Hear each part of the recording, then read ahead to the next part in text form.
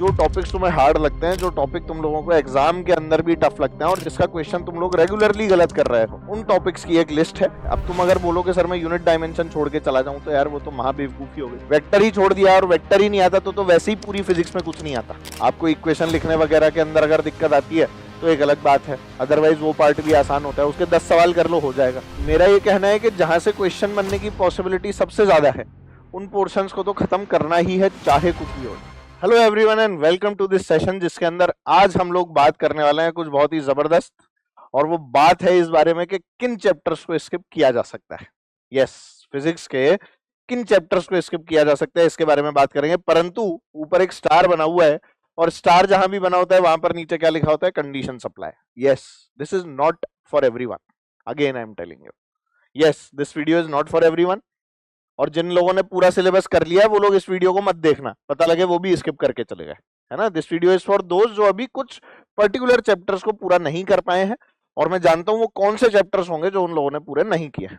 ठीक है, तो इसी बात के ऊपर यहाँ पे चर्चा होने वाली है कि किस चैप्टर को अब, जब आप लोगों की प्रिपरेशन बिल्कुल फाइनल स्टेज के अंदर चल रही है, तो जो टॉपिक्स तुम्हें हार्ड लगते हैं, जो टॉपिक तुम लोगों को एग्जाम के अंदर भी टफ लगते हैं और जिसका क्वेश्चन तुम लोग रेगुलरली गलत कर रहे हो, उन टॉपिक्स की एक लिस्ट है।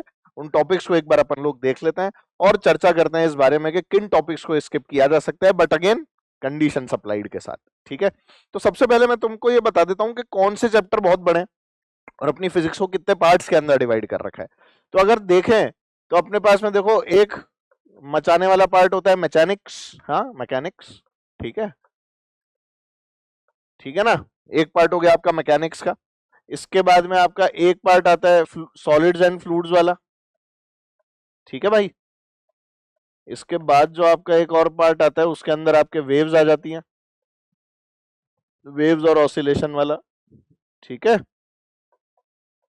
एक ये वाला पार्ट हो गया आपका जो आप लोग 11th के अंदर पढ़ते हैं। फिर इसमें हीट एंड थर्मोडायनामिक्स आ जाती है ना, केटीजी वाला पोर्शन, रेडिएशन वाला पोर्शन, ये सब। तो मोटा मोटा पोर्शन जो है ना, मैं उसका ब्रेकेज लिख रहा हूं। मैं आपको अभी चैप्टर वाइज एनालिसिस नहीं देने वाला, ये बात बता दूं, ठीक है। अब 12th वाले पोर्शन की तरफ चलते हैं। तो 12th के पोर्शन के अंदर क्या क्या आता है बताओ, तुमको तो पता ही है सारी चीजें। तो 12th के पोर्शन में शुरुआत होती है इलेक्ट्रोस्टैटिक्स से, तो आपका इलेक्ट्रोमैग्नेटिज्म वाला जो पोर्शन है वो आ जाता है। अब ये इलेक्ट्रोमैग्नेटिज्म वाला जो पोर्शन है, अगर इसकी चर्चा करें तो इलेक्ट्रोमैग्नेटिज्म में क्या क्या आ जाता है सर? इलेक्ट्रोमैग्नेटिज्म में आ गया electrostatics, current, electricity, electric potential and capacitance वाला जो चैप्टर है वो, चार्जेस एंड फील्ड वाला चैप्टर आपका, करंट आ गया, करंट के बाद में मैग्नेटिज्म आ गया, ईएमआई आ गया, एसी आ गया, ईएम वेव्स आ गया। ठीक है, चैप्टर वाइज अभी बात करेंगे। पहले एक बार बड़े बड़े टॉपिक्स जो है वो मैं लिख लेता हूँ। इसके बाद में आप लोगों का कौन सा पार्ट आ जाता है? आपका रे एंड वेव ऑप्टिक्स आ जाता है।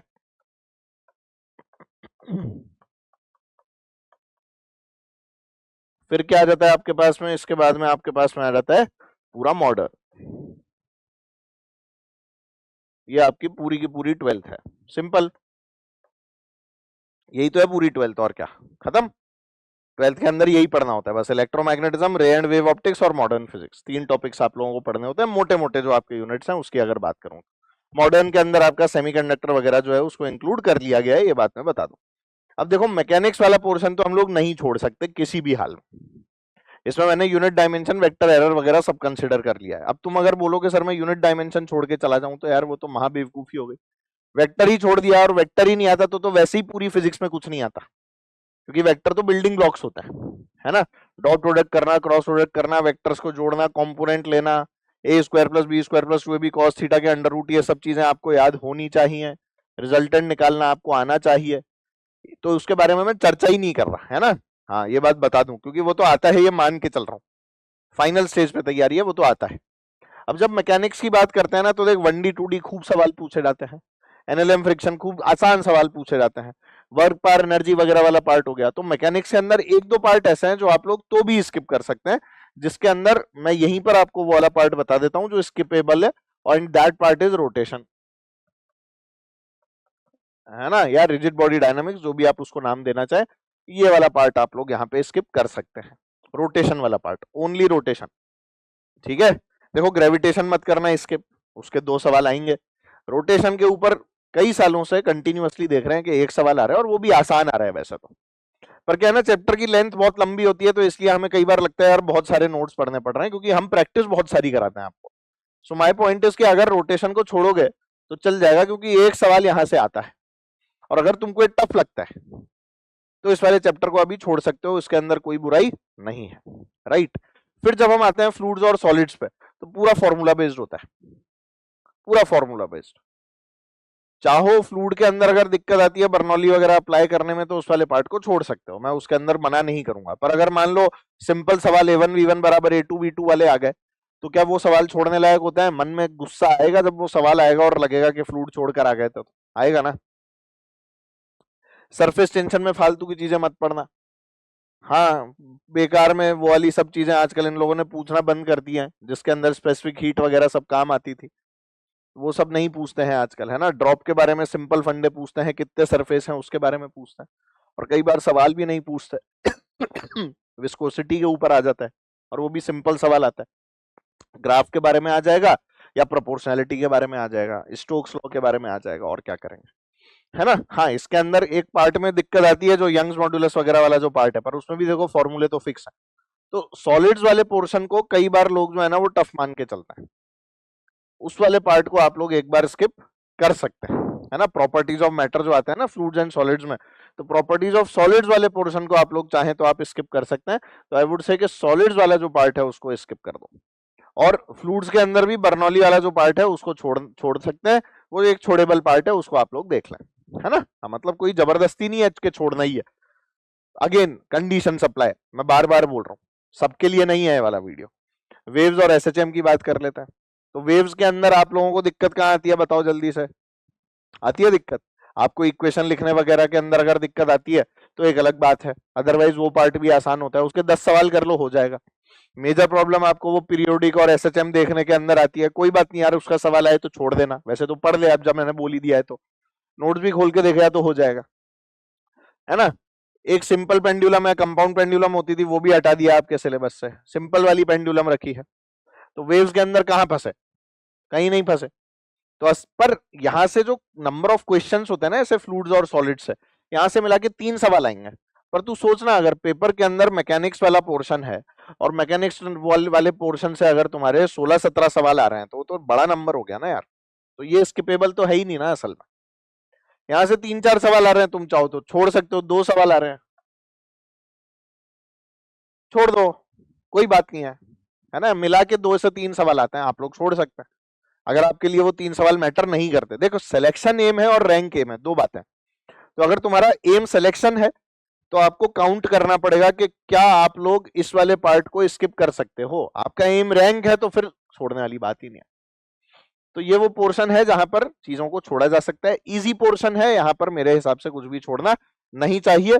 हाँ, वेव्स के अंदर अगर कोई पार्ट आप लोगों को टफ लगता है तो उस वाले पार्ट को आप लोग छोड़ सकते हो, ठीक है। वैसे देखो, वो मोड्स होते हैं, open organ pipe, close organ pipe, उसके सवाल देते हैं, आसान आसान से सवाल आता है। रेजोनेंस ट्यूब आता है, V equals to 2F0 L2 minus L1, and correction आ सकता है, E equals to L2 minus 3L1/2। ये सब फॉर्मूले वाले सवाल अगर आते हैं तो मेरे हिसाब से छूटने नहीं चाहिए। टाइम पीरियड का सवाल आ सकता है एसएचएम के अंदर, अब यार ये सवाल थोड़ी ना छोड़ेंगे। हाँ, स्प्रिंग ब्लॉक सिस्टम्स में कई बार प्रॉब्लम आ जाती है, पर उस वाले पोर्शन को आप चाहो तो स्किप कर सकते हो, वैसे तो दिक्कत वाली बात उसमें भी नहीं है, क्योंकि हर क्वेश्चन को कराने के बाद उसको सॉल्व करने की एक बढ़िया वाली स्टाइल भी सिखाई गई है। तो इसीलिए बोल रहा हूँ ध्यान से। हीट एंड थर्मोडायनेमिक्स के अंदर देखो, अब जैसे केटीजी वगैरह वाला पोर्शन होता है, छोटा सा पोर्शन होता है, अब इसको क्या छोड़ के जाना है क्या? आसान होता है, इजी क्वेश्चन आता है। इनकी एनसीईआरटी भी जरूर पढ़ लेना, पॉइंट्स टू पॉइंटर वगैरह अच्छे अच्छे पॉइंट्स लिखे हुए हैं, है ना।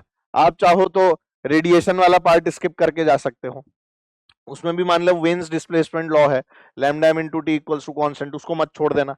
एनएलसी छोड़ के चल जाना अगर तुम्हें लगता है कि नहीं पढ़ना है, स्टीफन्स लॉ छोड़ के चले जाना तुम्हें लगता है नहीं पढ़ना तो।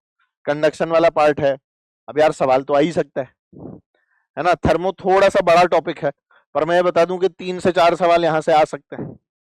तो अगर 3-4 सवाल यहाँ से आ रहे हैं तो इम्पोर्टेंट तो हो गया, पर हाँ, एक छोटा सा पार्ट स्किपेबल हो जाता है, जिसके अंदर आप इक्विपार्टीशन वगैरह पढ़ते हो, डिग्री ऑफ फ्रीडम वगैरह पढ़ते हो, है ना। वहां से जब केटीजी आपका घुसता है ना, तो वो कॉम्प्लिकेट चीजों को करा देता है। कई लोगों को डर लगता है ग्राफ वगैरह देखने में, पर यार केमिस्ट्री में भी पढ़ते हो और फिजिक्स में भी पढ़ते हो, तो 2 जगह पढ़ने के बाद भी अगर इसको स्किप करते हो तो आई वुड नॉट सजेस्ट कि ऐसा करना है ना। हाँ, आप लोगों को फिर बोल रहा हूँ, रेडिएशन वाला जो पोर्शन है वो देख लेना, उसको स्किप कर सकते हो, एनएलसी वगैरह वाला जो पार्ट है स्टीफन्स लॉ है, पर lambda M into T equals to constant देख जाना, ठीक है। कंडक्शन वाला जो पार्ट है ये स्किपेबल है, तो इसीलिए मैंने यहाँ पर लिख दिया। इलेक्ट्रोमैग्नेटिज्म की बात करें तो इलेक्ट्रोमैग्नेटिज्म के पार्ट्स क्या क्या हो गए sir, electric charges and field हो गया। अब बताओ उसमें छोड़ने का क्या है, वो तो वेक्टर है, फॉर्मूले हैं, पूरा फॉर्मूला बेस्ड है, और यहां से 40 से 50 नंबर का पेपर आएगा। तो इसी पार्ट को अगर छोड़ने की सोचोगे तो गड़बड़ हो जाएगी ना भाई। तो इलेक्ट्रोमैग्नेटिज्म को तो छोड़ना ही नहीं है। अब जैसे इसके अंदर मान लो अपन आगे चलते हैं तो एसी बहुत आसान है, ईएम वेव्स बहुत आसान है। अब इस पार्ट को अगर छोड़ोगे तो धिक्कार है तुम पे 3 से 4 सवाल तो यहीं बन जाते हैं। तो ये तो डोंट स्किप वाली कैटेगरी है, बिल्कुल ही नहीं छोड़ना। हाँ, कैपेसिटर में अगर तुम लोगों को मान लो वो डाइलेक्ट्रिक वगैरह लगाने के बाद की चीजें समझ में नहीं आ रही, विद बैटरी विदाउट बैटरी वाली चीजें समझ में नहीं आ रही और अभी भी उसके ऊपर सवाल गलत कर रहे हो तो उसको छोड़ सकते हो, है ना। विद बैटरी क्या हो रहा है, विदाउट बैटरी क्या हो रहा है, ये सब कांड चल रहे हैं डाइलेक्ट्रिक लगाने पे, हमें नहीं पता लग रहा सर, कोई बात नहीं, छोड़ दे यार। हर चीज आनी जरूरी थोड़ी है कि हर ही चीज आए अपने को जीवन में। कोई बहुत कॉम्प्लिकेटेड सर्किट्स हैं, सॉल्व नहीं हो रहे हैं, छोड़ दो भाई, है ना। वैसे करंट बहुत आसान चैप्टर है, उसको बिल्कुल भी छोड़ना नहीं है। मीटर ब्रिज देखकर चले जाओ, अभी तो नोट्स पढ़ सकते हो, नोट्स खोल के भी बैठ जाओगे ना, बहुत सारी चीजें हो जाएंगी, ठीक है ना। अब रे और वेव ऑप्टिक्स ये बहुत बड़ा है और इससे एक सवाल आएगा। ये छोटू है, एक सवाल आएगा। तो रे ऑप्टिक्स में अभी भी आप लोग बहुत सारी चीजें गलत करके आ रहे हैं, तो आई वुड सजेस्ट कि अगर अभी तक नहीं किया है ना रे ऑप्टिक्स तो इसको छोड़ दो भाई। हाँ, इसको स्किप मार दो, कोई दिक्कत नहीं, रे वाले पार्ट, वेव वाले को मत छोड़ना, आसान है। और वेव के अंदर भी अगर छोड़ना ही है ना कुछ तो वेव ऑप्टिक्स के अंदर डिफ्रैक्शन वाला पार्ट छोड़ देना, कोई बात नहीं। डिफ्रैक्शन में बस तुम लोग इतना सा याद करके चले रहा ना कि विड्थ ऑफ सेंट्रल मैक्सिमा क्या होती है, इतना भी याद कर गए तो बहुत, बस, ठीक है। अब जैसे मॉडर्न आ गया तो मॉडर्न के अंदर क्या क्या आ गया, देख डुअल नेचर आ गया, है ना। डुअल नेचर के बाद में तुम्हारा एटम आ गया, और क्या आ गया तुम्हारे पास में, इसके बाद में तुम्हारा न्यूक्लियाई आ गया, और न्यूक्लियाई के साथ साथ सेमीकंडक्टर आ गया। अब अगर इनकी हम लोग चर्चा करते हैं ना, इन चारों चैप्टर की, तो इन चारों से मिला के आप लोग ये एक्सपेक्ट करें कि 8 सवाल आ सकते हैं, 8 क्वेश्चंस। तो अगर यहां से आपके 8 क्वेश्चन बन रहे हैं तो ये तो बहुत आसान होता है। देखो ये पार्ट और ये पार्ट तो केमिस्ट्री में भी पढ़ते हो, न्यूक्लियर का भी कुछ पार्ट केमिस्ट्री में पढ़ते हो, तो 2-2 बार पढ़ते हो ये सारा, और इजी भी होता है। सेमीकंडक्टर नया होता है, और सेमीकंडक्टर तो तुम जानते हो कितना इजी है, you know how easy is semiconductors, right. तुमने पढ़ा है बहुत अच्छे से, मेजर पार्ट थ्योरी है, और जो सर्किट्स वाले पार्ट है वो सब तुमने सॉल्व कर रखा है। क्या दिक्कत है, डायोड फायोड तुम्हें नहीं आता, half wave rectifier, full wave rectifier, उनकी एफिशिएंसी, कैसी सर्किट होते हैं, क्लिपिंग सर्किट्स होते हैं, कैपेसिटिव क्लिपर्स होते हैं, क्या क्या होता है, फिल्टर सर्किट्स होते हैं, ये सब चीजें पढ़ी है ना अच्छे से। एलईडी के characteristic, forward characteristic, backward characteristic मतलब रिवर्स कैरेक्टरिस्टिक, ये सारी चीजें भी सब पढ़ी हुई हैं। आपको बस ये पता होना चाहिए कौन सा डिवाइस कैसे बायस के अंदर चलता है, कैसे उसके कैरेक्टरिस्टिक होते हैं, काम हो जाएगा। ओसीएससी कैरेक्टरिस्टिक क्या होते हैं, याद है ना। तो ये सारी चीजें तो पढ़ी हुई हैं आपने, कर लेंगे बहुत कुछ, कोई दिक्कत नहीं आएगी। तो मैं आपको यही बातें बोलना चाह रहा हूँ कि इन दिक्कतों को खत्म करना पड़ेगा, बार बार इन सब चीजों के अंदर उलझना नहीं है। मतलब केटीजी वगैरह करना है, देखो हीट में है ना, केटीजी स्किप नहीं करना है, रेडिएशन वाले पार्ट को थोड़ा बहुत कर सकते हो, पर यहाँ ये सब तो पूरा ही कर लो, कोई बात नहीं है इसमें करने में क्या। तो मेरा ये कहना है कि जहां से क्वेश्चन बनने की पॉसिबिलिटी सबसे ज्यादा है उन पोर्शंस को तो खत्म करना ही है, चाहे कुछ भी हो जाए, बिल्कुल स्किपेबल नहीं है वो। मतलब आपको बिल्कुल इसलिए भी नहीं छोड़ना कि आना ही है वहां से सवाल, ये पता है, और इस पार्ट से इतने सारे सवाल आते ही हैं ये भी पता है, तो कैसे छोड़ दें।